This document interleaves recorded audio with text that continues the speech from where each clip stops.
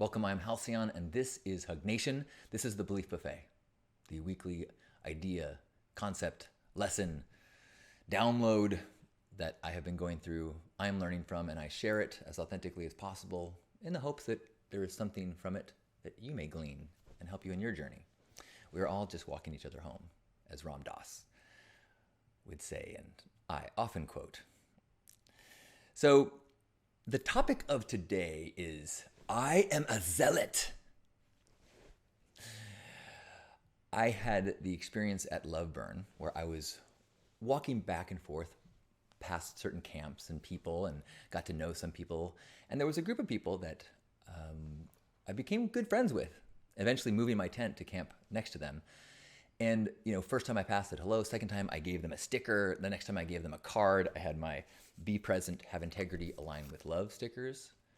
And I had my surreal estate agent cards.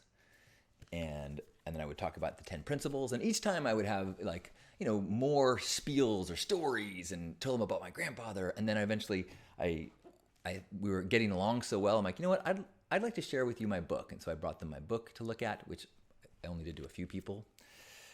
And we got into really cool conversations. They started asking me, like, what are your thoughts on this? And what are your thoughts on loving someone and liking someone? Can you love someone and not like them?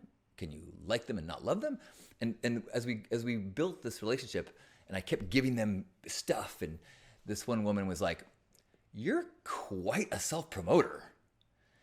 And my first instinct was defensiveness.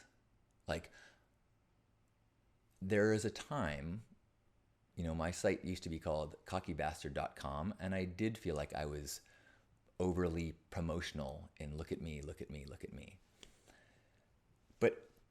And so I kind of felt that trigger space of I don't want to be that person anymore.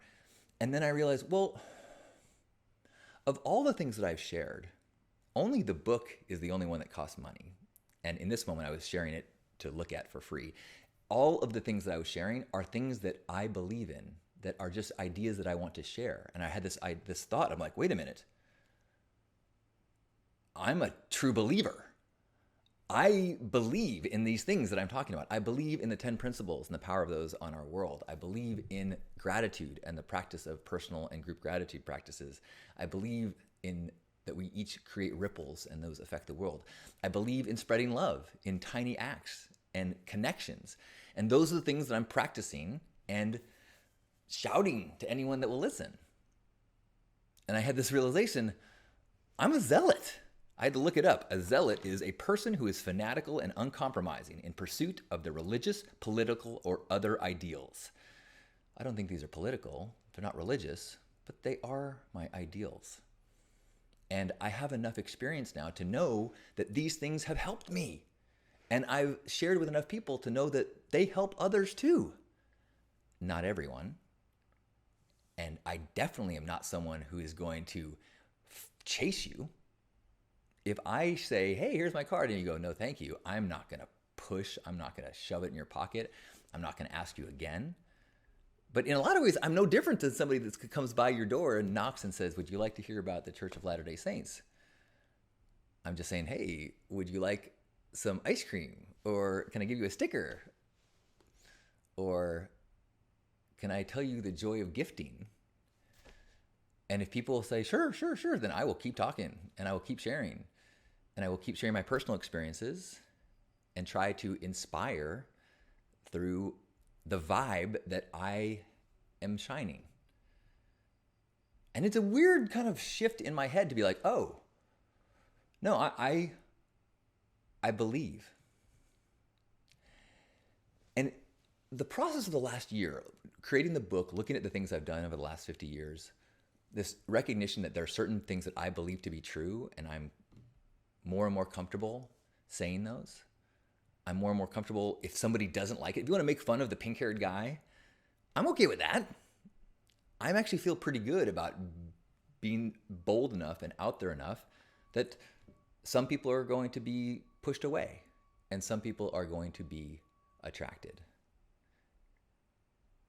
Someone in my Pink Path group, they shared their personal manifesto I am statements. That's the first thing we do is figure out some statements that are like, who we are at our best? What are the things we want to remind ourselves? And theirs was, I am good at my job and I deserve to be in the room. And it gave me chills. Like, it gave me like kind of chills just now saying it again.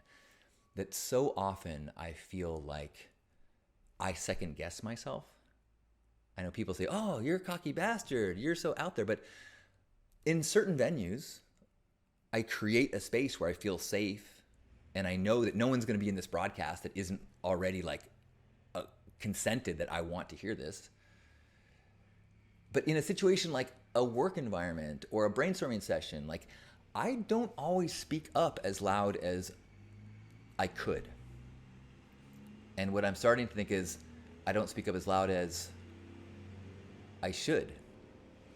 How hilarious that as I say speaking up loud, some machinery just turned on outside that is loud, forcing me to speak louder, to own it, to not be shouted down by the louder people who are less concerned with being offensive or overbearing, people who are more believers in their ideas, as I've been like, well, okay, whatever.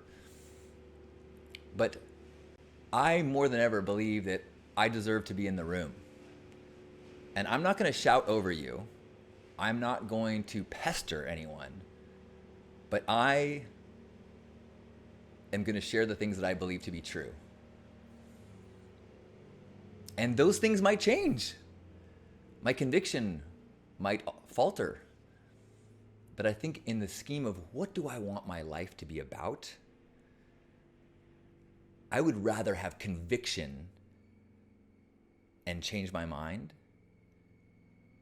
and speak my truth than cautiously be quiet and be worried that, what if I'm wrong? What if someone doesn't want to hear this?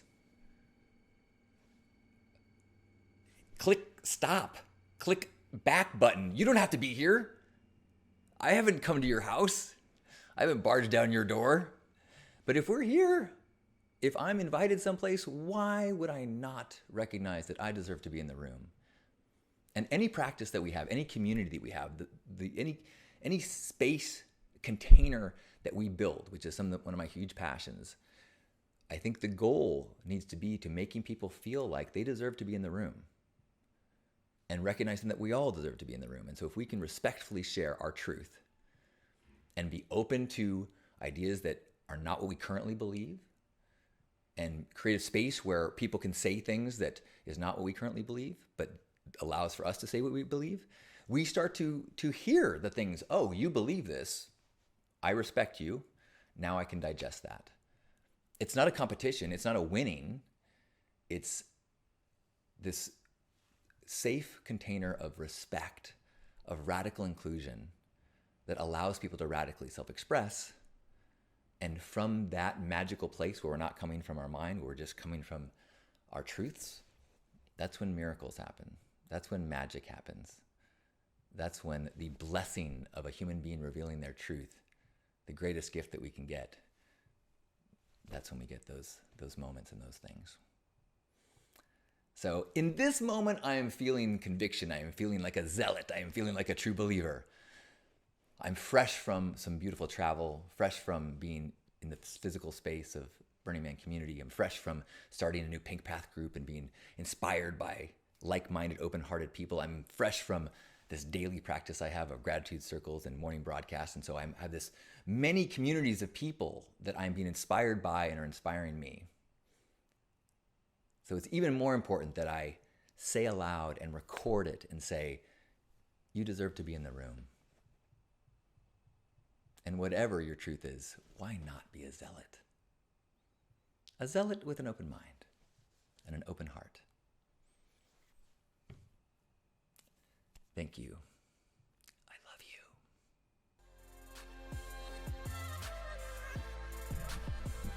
you. Make sure you're subscribed and check out one of these cool videos from the past, but still so relevant for the now.